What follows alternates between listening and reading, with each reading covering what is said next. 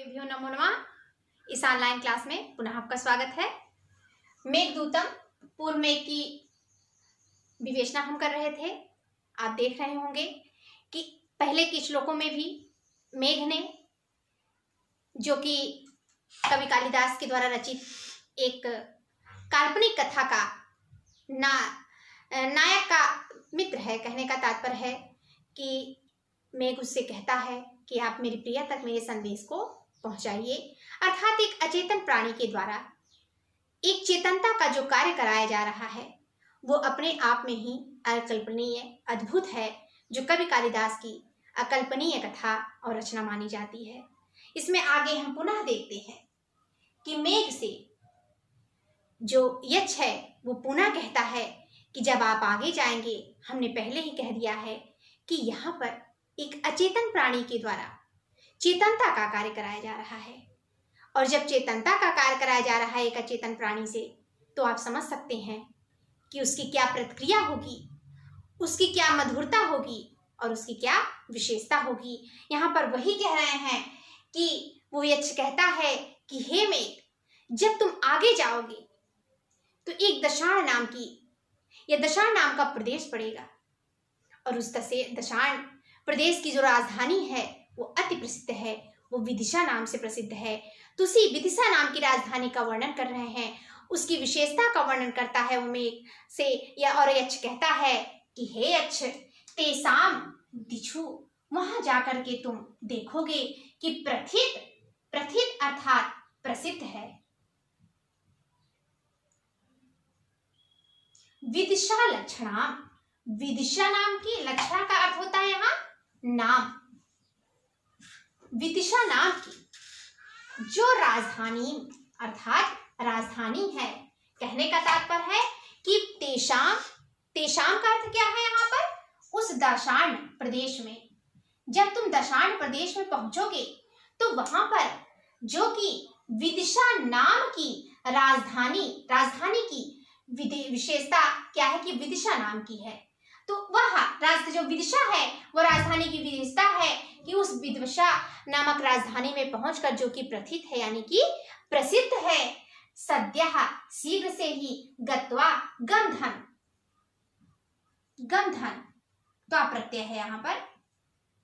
वहां पर पहुंचकर सद्यः अर्थात शीघ्र ही, तुरंत ही, फल विकलम, विकल का अर्थ है यहाँ पर व्याकुलता से तात्पर्य नहीं है। विकल का अर्थ है यहाँ पर संपूर्ण। कहते हैं ना कि व्यक्ति कार्य करता है तो कभी कभी कार्य का आधा ही फल प्राप्त होता है और कभी कभी उसके किए गए कर्मों का उसके संपूर्ण फल की प्राप्ति होती है।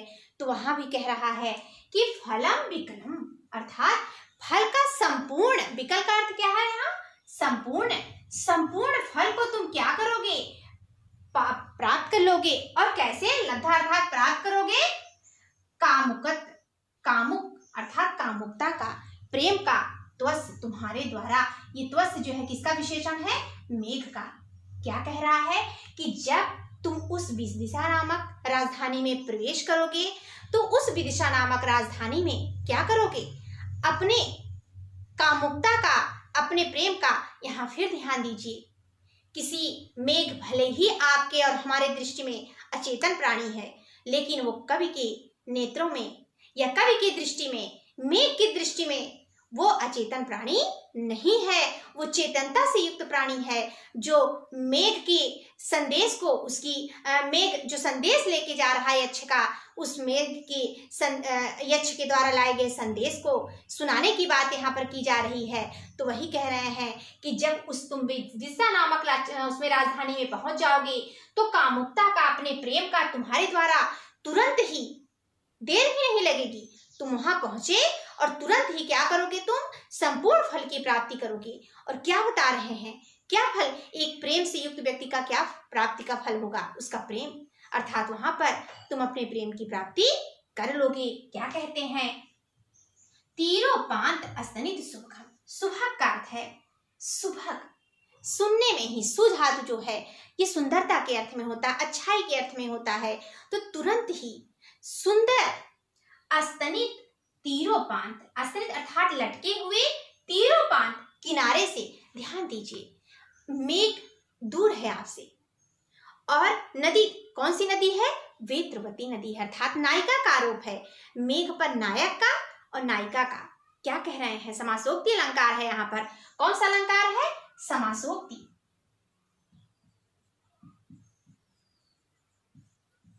कहते हैं कि तीरों पांत अस्तनित शुभगम, सुंदर, बहुत सुंदर लगेगा जब तुम किनारे से लटके हुए।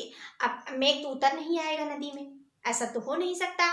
तो वहां पर आप कहते हैं ना कि दूर से अगर आप देखिए तो लगता है कि आकाश और पृथ्वी का मिलन हो रहा है। बहुत ही मनोहारी दृश्य होता है वो क्षितिज कहलाता है।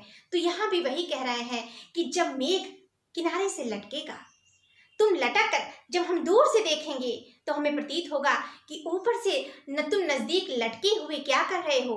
उस वेत्रवती नायिका के अधरों का चुम्बन ले रहे हो, अर्थात अधरों का पान कर रहे हो।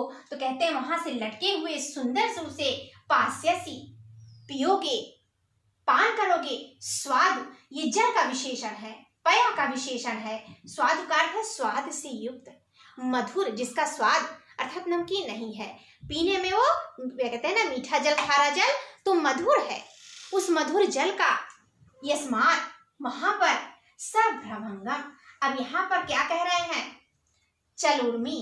चलूर्मी अर्थात चलोर्मी, उर्मी का अर्थ होता है लहर और चल का अर्थ है चंचल। तो क्या उसकी विशेषता है? नायिका, वही नायिका सुंदर मानी जाती है जो टेढ़ी भवें से युक्त होती है, जिसकी भवें कमान जैसी होती हैं। तो यहाँ पर कह रहे हैं कि टेढ़ी भवों से युक्त। तो जो लहरें हैं वो लहरें नहीं है, क्या है? उस नायिका वेत्रवती नदी नामक जो नदी है, उस नायिका की तिरछे भव भूभंग हैं जो चंचल है। अर्थात जब उसके अधरों का तुम पान करोगे तो क्रोध में तुम्हें देखेगी तो वो क्या है? उसकी भवें टेढ़ी हो जाएंगी। सभ्रमंगम अर्थात टेढ़ी भूभंगिमाओं से युक्त, मुखम यु, मुख के समान। यहाँ पर हम कह सकते हैं उपमा अलंकार भी है।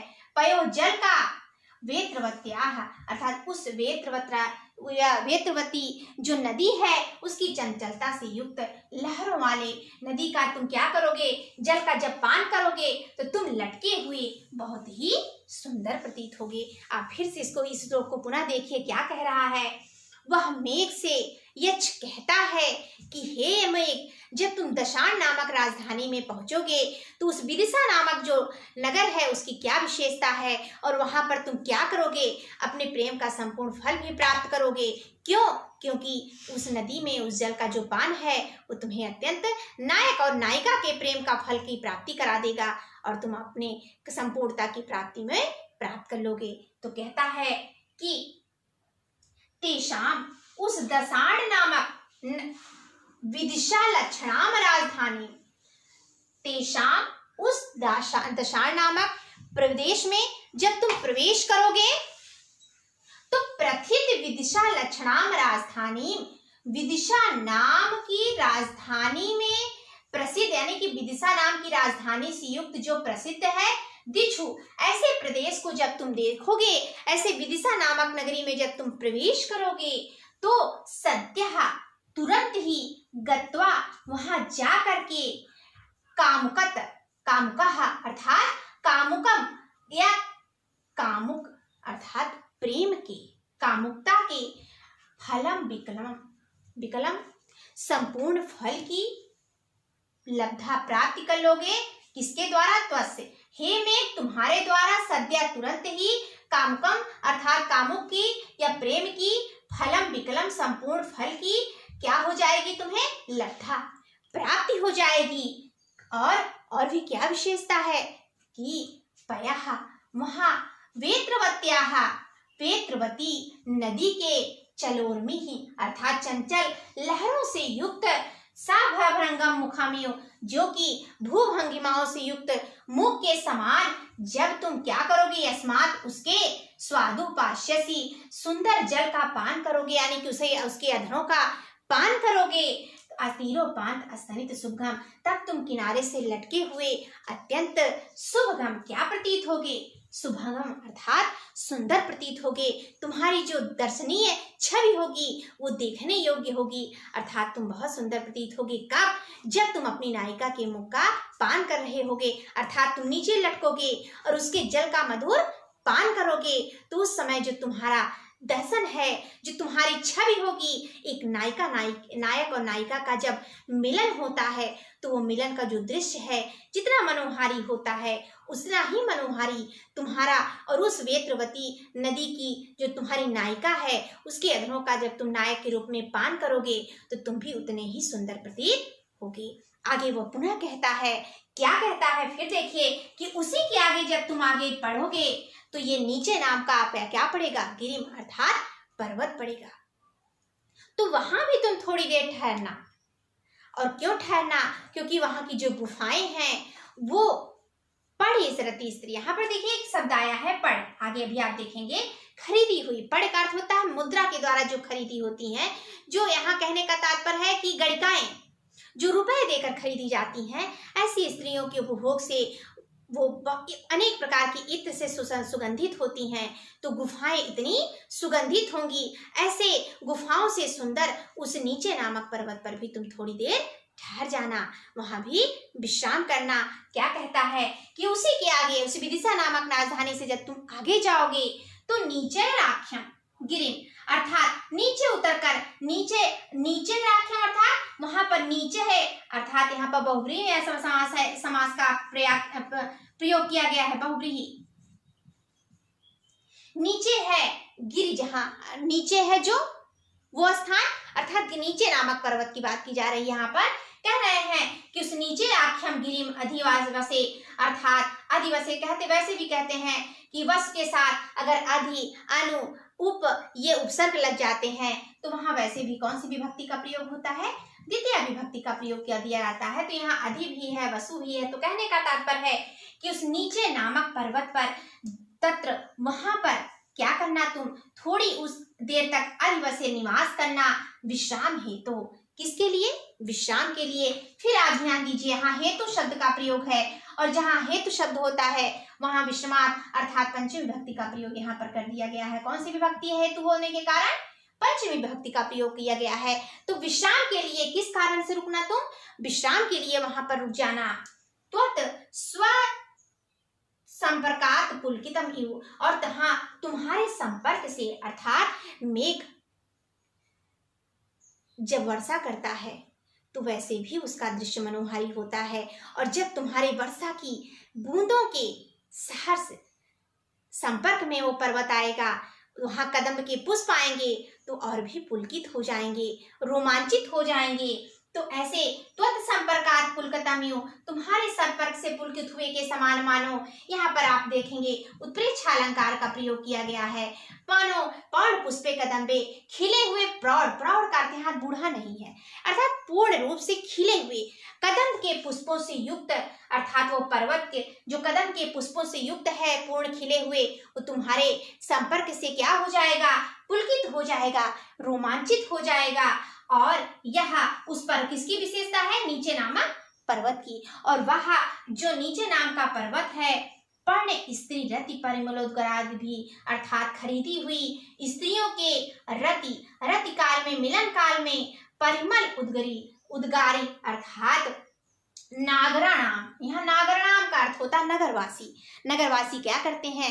उन स्त्रियों के साथ गुफाओं में रमण करते हैं।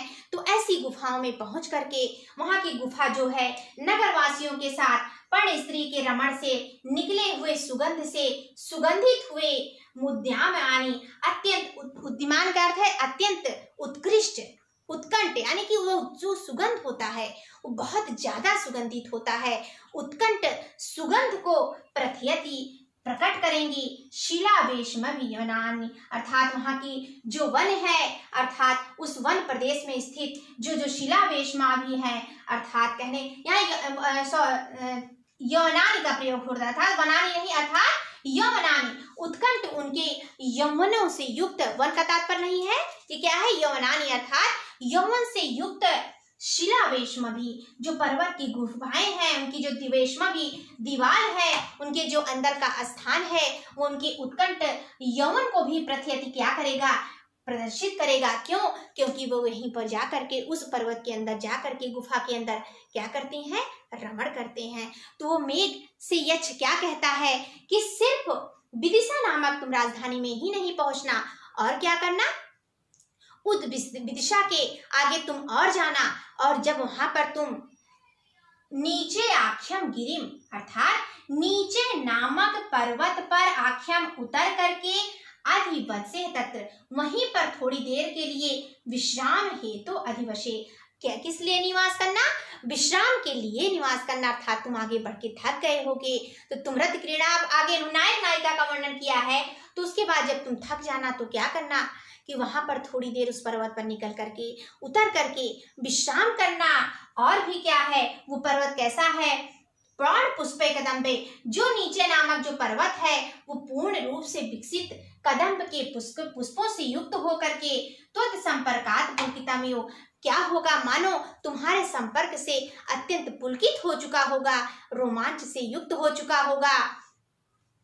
और वह उसी नीचे नामक पर्वत की और भी विशेषता है, क्या, यह जो नीचे नामक पर्वत है शिलावेशमभी, जिसकी जो गुफाएं हैं, जो शिला यानी कि गुफाओं की जो दीवारें हैं, वो पढ़ स्त्री रति परिमल उद्गरणागरणाम, नगर वासियों के द्वारा ले जाए गए हुए पढ़ स्त्री रति अर्थात गणिकाओं जो मुद्रा से खरीदी जाती हैं, ऐसी गणिकाओं के रति क्रीड़ा से युक्त परिमल उद्गार भी निकले हुए सुगंधों से सुगंधित होकर के उद्यमनानी अत्यंत उत्कंठ यौवनानी, यौवन से युक्त या यौवन को प्रत्यति क्या कर रही होंगी, प्रकट कर रही होंगी। तो ऐसे पर्वत पर तुम उतर करके थोड़ा विश्राम कर लेना।